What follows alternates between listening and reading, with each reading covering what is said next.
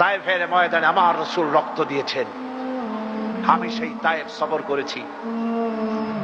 সেই তায়েফ, আমি তায়েফের ইতিহাস হাদিসে পড়েছি, চোখে দেখি নাই। তায়েফের চিত্র নিজের চোখে দেখে প্রাণ ভরে কেঁদেছি। যেখানে রাসূলের রক্ত পড়েছে, 3টি জায়গায় রাসূলের রক্ত পড়েছে। সবচেয়ে বেশি রক্ত পড়েছিল যে জায়গাটিতে, সেই জায়গায় প্রাণ ভরে কেঁদেছি। আমার স্ত্রী আমার সাথে ছিলেন। আমি তায়েফে গিয়ে লোকেরা আমাকে যখন বলল বিশ্রাম নিতে, আমি বললাম না, বিশ্রাম করব না, আগে আমারে নিয়ে যাও। আমার রাসূলকে মারছিল যে রাস্তাটা, ওই রাস্তাটা আমার আগে দেখাও। 3 দিনের না খাওয়া, রাস্তার 2 দিকে কাফেরেরা দাঁড়ানো, চতুর্দিক থেকে পাথর মারা শুরু করে দিল। আহারে, এমন সুন্দর চেহারার মানুষ দেখে কেমনে মারল তারা। হুজুর পড়ে গেলেন, ওরা কাফেরেরা এসে জোর করে ধাক্কা মেরে হাঁটালো। আবার হুজুর পড়ে গেলেন, বেহুশ হয়ে পড়লেন। আবার ওরা উঠাইয়া জোর করে আবার হাঁটালো। তৃতীয় শেষ জায়গায় গিয়ে হুজুর বেহুশ হয়ে পড়ে গেলেন। শরীর থেকে সবচাইতে বেশি রক্ত পড়েছে সেখানে। আমি লম্বা সেজদা পড়ে এত কান্না কাঁদছি, আরে আমার নবীজির রক্ত পড়েছে এই মাটিতে।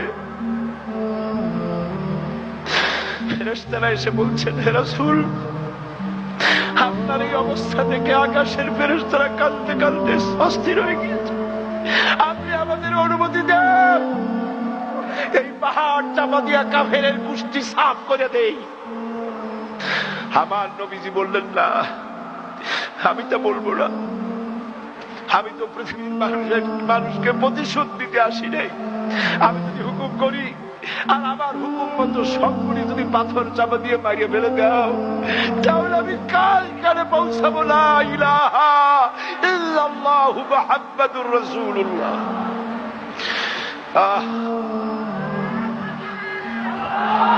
রাসূল করিম সাল্লাল্লাহু আলাইহি ওয়াসাল্লাম উঠে বসেছেন, সঙ্গে যায়েদ, রক্তাক্ত শরীর। আরে, যেই শরীরের দিকে মানুষ একবার তাকাইলে চোখ ফিরাইতে পারত না। হযরত আয়েশা বলেছেন, যে সমস্ত নারীরা ইউসুফ আলাইহিস সালামের দেখে হাত কেটে ফেলাইছিল, ওরা যদি আল্লাহ রাসূলকে দেখতো, হাত কাটতে কাটতে কলজা কাটিয়ে ফেলাই দিত, টের পাইত না। এমন মানুষের গায়ে কেমনে পাথর মারল?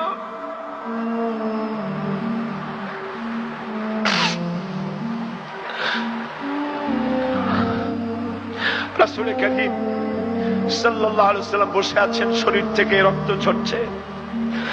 বুখারী শরীফে এসেছে, আত্তাস নামক এক যুবক আঙ্গুরের বাগান থেকে 1 গ্লাস আঙ্গুরের শরবত এনে হুজুরের হাতে দিলেন। এত কষ্টের পর 3 দিনের না খাওয়া ক্ষুধার্ত নবী 1 গ্লাস আঙ্গুরের শরবত সবটুকুন পান করে একটা স্বস্তির নিঃশ্বাস ফেললেন।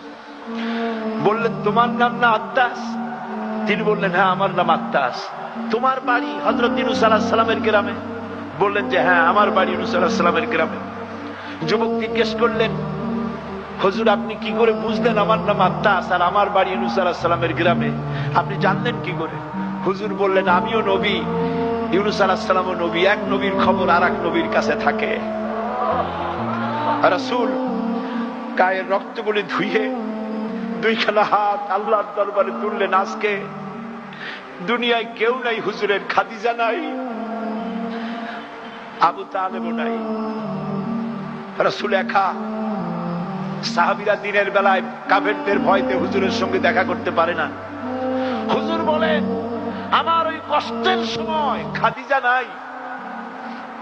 ওই সব পাথরগুলি আমি আজও চিনি, যে পাথরগুলি আমি যাওয়ার সময় রাস্তায় পাথরগুলি আমাকে বলেছে, আসসালামু আলাইকা ইয়া রাসূলুল্লাহ। পাথরগুলি আমাকে সালাম করেছে। আল্লাহ পাক আমাকে সান্ত্বনা দিয়ে বলেছেন, ইয়া আইয়ুহান নবী হাসবুকাল্লাহ।